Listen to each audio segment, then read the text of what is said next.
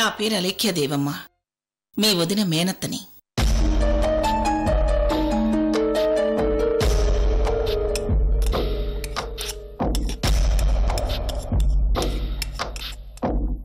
రండి ఆంటీ, కూర్చోండి.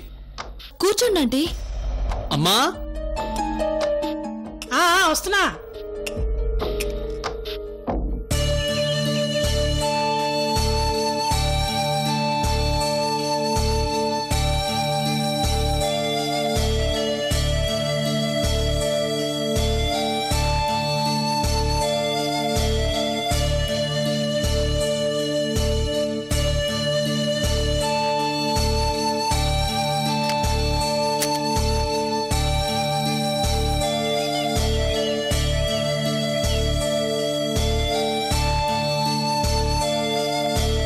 అమ్మా, ఈవిడ అలేఖ్యదేవి గారు, అలేఖ్య వాళ్ళ మేనత్తగారంట.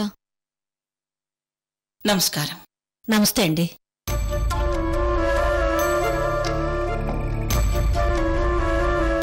అయ్యయ్యో, అలా నిలబడిపోయారేంటండి? ఇలా కూర్చోండి. పర్వాలేదండి.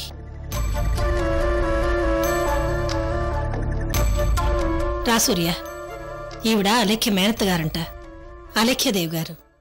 నమస్కారం అలేఖ్యదేవి గారు. నమస్తే. మీరు ఇంచుమించు అలేఖ్యలాగే ఉన్నారు.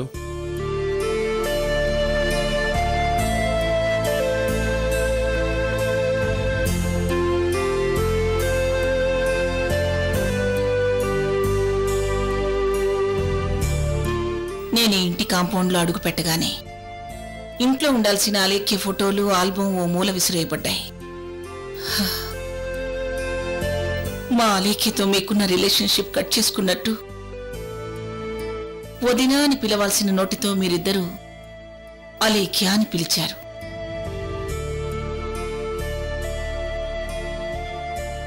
కోడలు అనాల్సిన నోటితో ఈమె పేరుతో సంబోధించారు.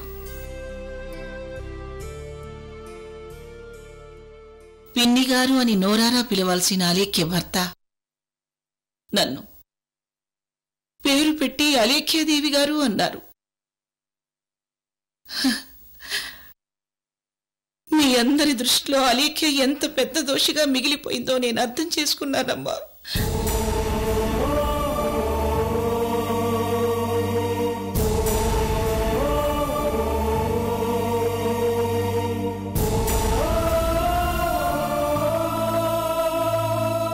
మీ అందరికీ చేతులెత్తి నమస్కరిస్తున్నాను.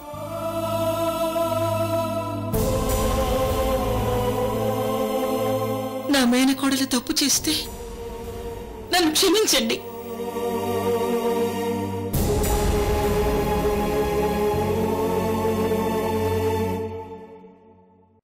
మీ మేనకోడలు చేసిన తప్పుకి మీరు క్షమాపణ అడగడం ఏంటమ్మా?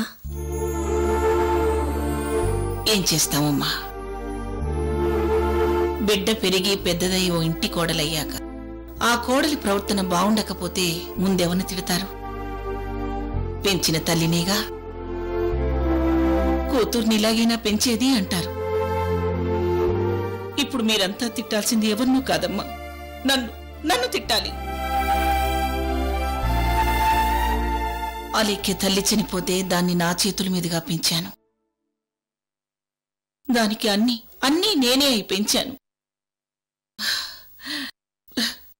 నా పెంపకంలో ఏదో లోపం ఉండే ఉంటుంది. అందుకే మీరంతా నన్ను క్షమించండి చేతులెత్తి అర్థిస్తున్నాను.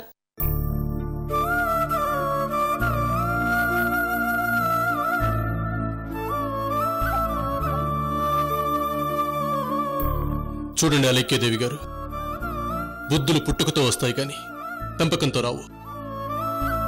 పుట్టుకతో వచ్చిన బుద్ధులు మారవు. మరి అలాంటప్పుడు అలేఖ్యలో మార్పుని ఎందుకు కోరుకున్నావయ్యా నువ్వు? నీ స్థాయి ఉద్యోగం కాకపోయినా ఎందుకు నీ భార్య కంపెనీలో ఒక చిన్న వర్కర్గా జాయిన్ అయ్యావు? శ్రీరామనవమి రోజున ఎందుకు నీ భార్య పక్కన పీటల మీద కూర్చున్నావు? అలేఖ్యది పుట్టుకతో వచ్చిన బుద్ధి మారదు అని వదిలేయక ఎందుకయ్యావు అలేఖ్యలో మార్పును కోరుకుంటూ ఏ భర్త పడని తపన పడ్డావు?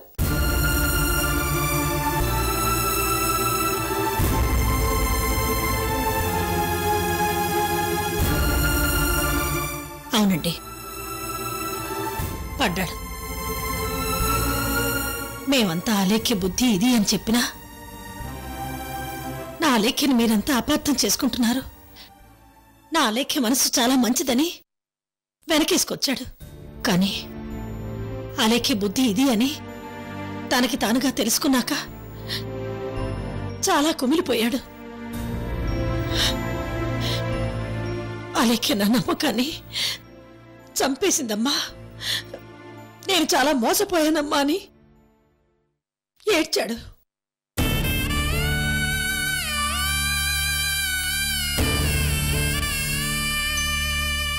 మీ అలేఖ్యకి డబ్బుండొచ్చు, ఆస్తులుండొచ్చు, కానీ మా అన్నయ్య లాంటి భర్త దొరకమన్నా దొరకడు.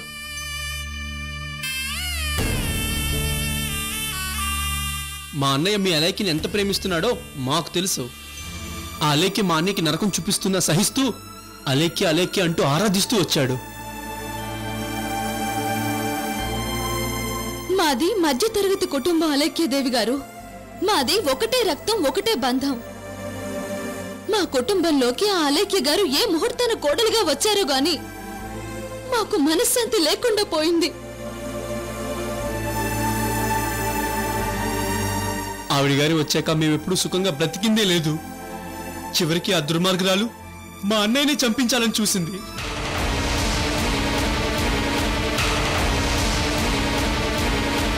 మా అన్నయ్యని భర్త అని కూడా చూడకుండా జైల్లో పెట్టించినా సహించాం. కానీ దేవుడు లాంటి మా అన్నయ్యని చంపించాలని చూస్తే మేమెలా సహించగలం అలేఖ్యదేవి గారు?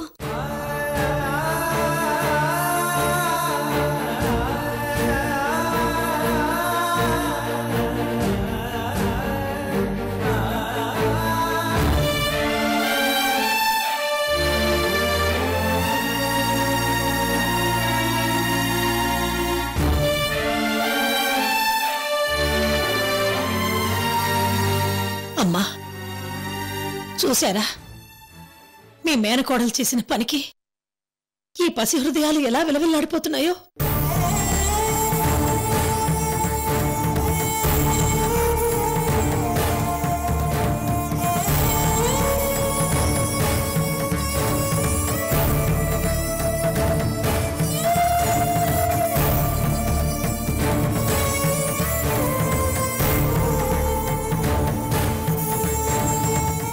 మీ బాధ నేను అర్థం చేసుకోగలను.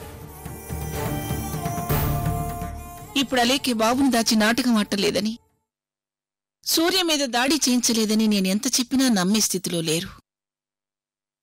ఒకవేళ అలా అన్నా నా మేనకోడల్ని నేను సమర్థించినట్టుగా అవుతుంది.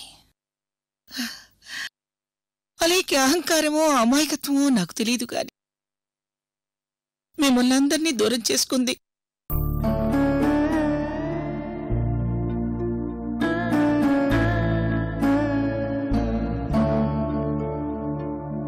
ఒక్క విషయం మాత్రం నేను ఖచ్చితంగా చెప్పగలను. ఎవరూ వేలెత్తి చూపించలేని కుటుంబం మీది. శ్రీకర్ చాలాసార్లు ఫోన్లో మాట్లాడుతూ మీ కుటుంబం గురించి గొప్పగా చెప్పేవాడు. ఈ వ్యవహారంలో నాకు కూడా అలేఖ్యదే తప్పనిపిస్తుంది. సూర్య, అయిందేదో అయింది. ఇలాగే ఉంటే అందరి మనసులు చాలా బాధపడతాయి. రేపా పసిపిల్లాడి జీవితం ప్రశ్నార్థకంగా మారుతుంది. సముద్రంలోకి వెళ్లేటప్పుడు అలలు చాలా ఆటంకాన్ని కలిగిస్తాయి. వాటిని దాటుకుంటూ లోపలికెళితే నిశ్చలమైన సముద్రం కనిపిస్తుంది. సంసారం కూడా అంతే. ముందు ఆటుపోట్లు ఎన్నో ఎదురవుతాయి. వాటిని అర్థం చేసుకుంటూ ముందుకెళితే ప్రశాంతమైన జీవితం స్వాగతం పలుకుతుంది.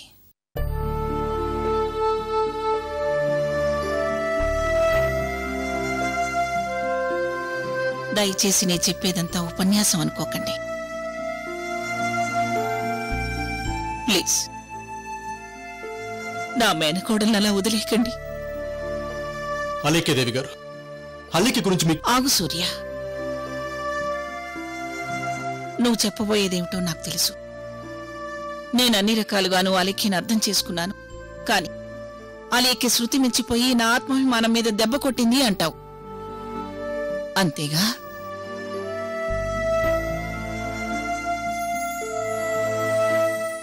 నీ బంగారు మనసు నాకు తెలీదా సూర్య? అన్నం అంతా ఉడికిందా లేదని అన్నం మొత్తం పట్టుకుని చూడక్కర్లేదయ్యా.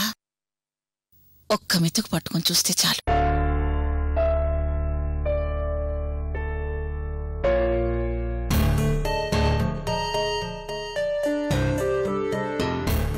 సూర్య, ఇది నా కొడుకు పెళ్లి శుభలేఖ. ఈ ఇంటి పెద్ద కొడుగ్గా నీకిస్తున్నాను. మీరంతా కలిసి నా కొడుకు పెళ్లికి రావాలి. చూడండి అలేఖ్యదేవి గారు, ఆ అలేఖ్య గాలి కూడా మాకు సొక్కకూడదు. రేపు ఎల్లుండో లాయర్ నోటీస్ కూడా పంపిస్తున్నాం. సూర్య, చిన్నవాడివైనా నీకు చేతులెత్తి నమస్కరిస్తున్నాను.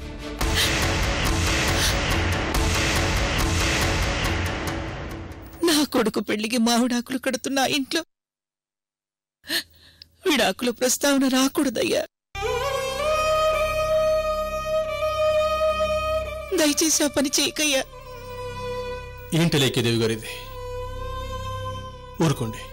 నా మేనకోడల మీద మీ అందరికీ కోపం ఉండొచ్చు, మీ మీద నా మేనకోడలకు కూడా కోపం ఉండొచ్చు, కానీ అలేఖ్య తన భర్త సూర్యనారాయణ అని అందరికీ చెప్పుకుంటుంది. అలేఖ్య ఇప్పుడు నీ నుంచి విడాకులు కోరుకోవటం లేదు. అది పిచ్చిదయ్యా. తనకు తెలియకుండానే ఒక ఊబిలో కూరుకుపోయింది. అలేఖ్య నా ఊబిలో నుంచి బయటికి తీసుకురావడానికి ప్రయత్నిస్తున్నాను. ఇటువంటి సమయంలో పుండు మీద కారం చల్లినట్టు విడాకుల ప్రస్తావన తీసుకురావద్దు సూర్య. వద్దు.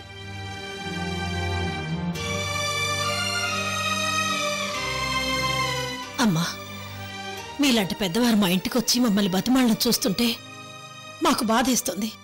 దయచేసి మమ్మల్ని ఇబ్బంది పెట్టకండి. ఆంటీ, మీ మంచితనంలో కొంచెమైనా అలక్కి కొండుంటే ఆవిడ కాపురం ఎప్పుడో బాగుపడేది. అయినా వదినా, సారీ, ఆ అలేఖ్య ఎప్పుడు ఏదో ఒక విధంగా మమ్మల్ని బాధ పెట్టాలని చూస్తూనే ఉంటుంది ఆంటీ. మీ బాధ నాకు అర్థమైంది, కాని పెళ్లిలో అందరూ అలేఖ్య భర్తెక్కడా అలేఖ్య భర్తెక్కడా అని అడిగితే నేనేం సమాధానం చెప్పుకోవాలి? విడాకుల కోసం కోర్టు మెట్లెక్కుతున్నారు అని చెప్పుకోవాలా? అలా చెప్పుకుంటే ఎంత అప్రదిష్ట! ఒక్కసారి ఆలోచించండి.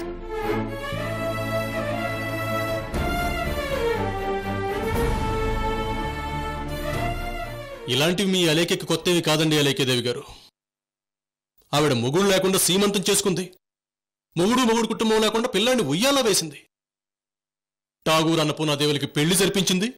ఇదిగో మీరిప్పుడు పెళ్లి చేయబోతున్న మీ కొడుకు నిశ్చితార్థం కూడా మేమెవరూ లేకుండానే జరిగిందండి. అక్కడే అలేఖ్య తప్పు చేస్తుంది సూర్య. ఆ తప్పు సరిచేయడానికి నేను మీ ఇంటికొచ్చాను. అసలు అలేఖ్య వెనక ఏం జరుగుతుందో దానికే తెలియటం లేదయ్యా. అలేఖ్య మూర్ఖత్వమో మొండితనమో ఈ పరిస్థితికి తీసుకొచ్చాయి. దయచేసి మీరు రాననకండి ప్లీజ్. రావాలి, మీరంతా రావాలి ప్లీజ్. ఎందుకమ్మా? ఇంతకుముందు అలేఖ్యతో ఎన్నో అవమానాలు పడ్డాం. ఇప్పుడు పెళ్లికొస్తే మళ్ళీ అవమానం పడాల్సి వస్తుంది. మీరు పెళ్లికి రాకపోతే అలేఖ్యకే అవమానం, అలేఖ్య మేనత్తగా నాకు అవమానం. మీరు మంచి మనుషులని, నా మాట కాదనారనే నమ్మకంతో ఇక్కడికొచ్చానమ్మా. ఆఖరిసారిగా మీ అందరికీ ఒక విషయం చెప్పి వెళ్ళిపోతాను. మీరు పెళ్లికి రాకపోతే నా కొడుకు పెళ్లి ఆపేస్తాను.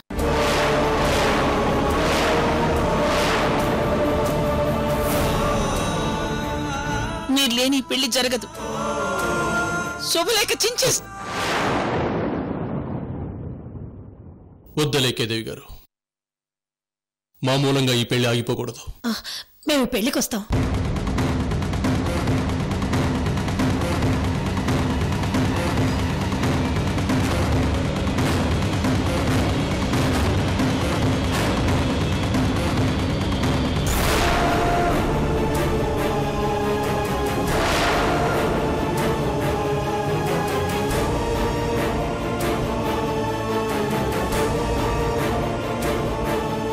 అమ్మ ఏంటమ్మా ఇది? మీరెవరూ మాట్లాడకండి. సూర్య, నీకోసం ఒక తల్లిగా నేనెంత బాధపడుతున్నానో ఆవిడ కూడా అంతే బాధపడుతున్నారు. ఇప్పుడు మనం పెళ్లికెళ్ళినంత మాత్రాన అలెక్యకి దగ్గరవుతున్నట్టు కాదు. అలెక్య మీద మనం పెంచుకున్న ద్వేషం ఎప్పుడూ కరిగిపోదు. కేవలం ఈవిడి కోసమే వెళ్తున్నాం.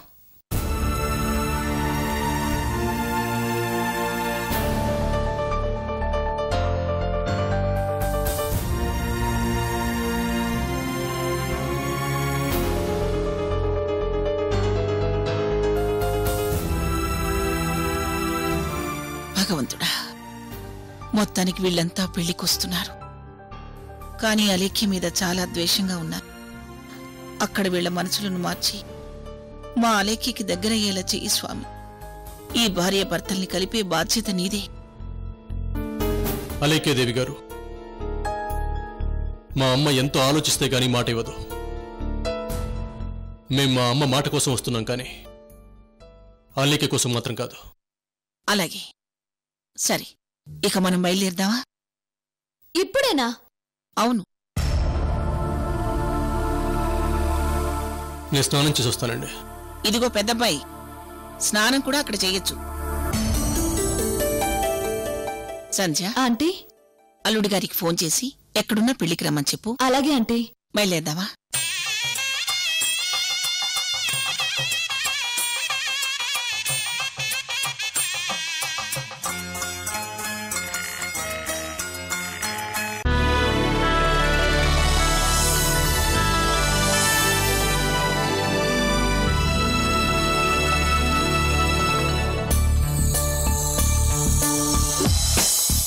హే, ఇప్పుడు అనుష్ గారి పేరు వచ్చింది. మీరే కళ్ళగంతలు కట్టుకోవాలి. చీటింగ్, ఇదంతా చీటింగ్. నేను ఒప్పుకోను. కావాలనే నా పేరు తీశారు. ఇది నో నో నో, చీటింగ్ కాదు పెళ్లి కూతురా, నీ పేరే వచ్చింది. అందుకని నువ్వు ఇప్పుడు కళ్ళకు గంతలు కట్టుకోవాలి. కమాన్, కట్టండి. నేను ఒప్పుకోను. కట్టండి. ఒరే అన్నయ్య, క్లాత్ తీసుకురా, అనుషత్త కళ్ళకి గంతలు కడదాం. చీటింగ్ ఇదంతా. నేనేమే వచ్చింది చూసుకో. కావాలంటే చీటింగ్ కాదు.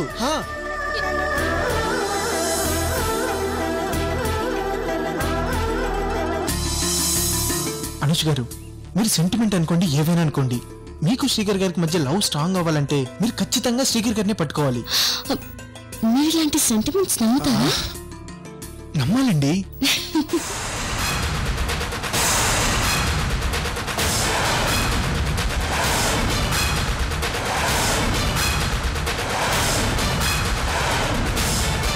హే, కమాన్, స్టార్ట్ ది గేమ్. లేతయ్యా, లేపండి.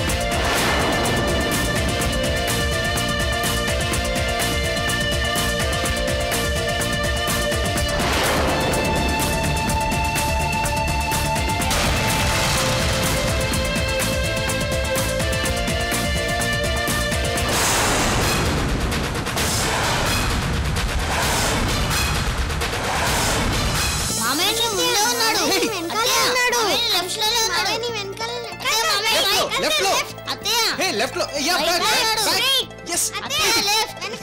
అలాగే ముందుకి.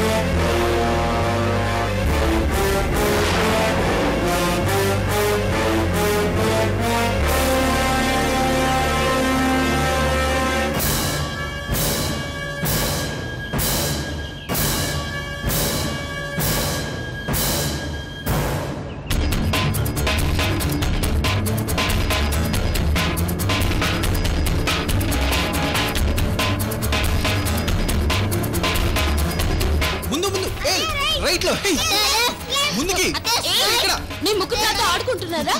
మీరెవరూ చెప్పనక్కర్లేదు, నేనే శ్రీకర్ని పట్టుకుంటాను. సరే పట్టుకో వెళ్ళు. పట్టుకో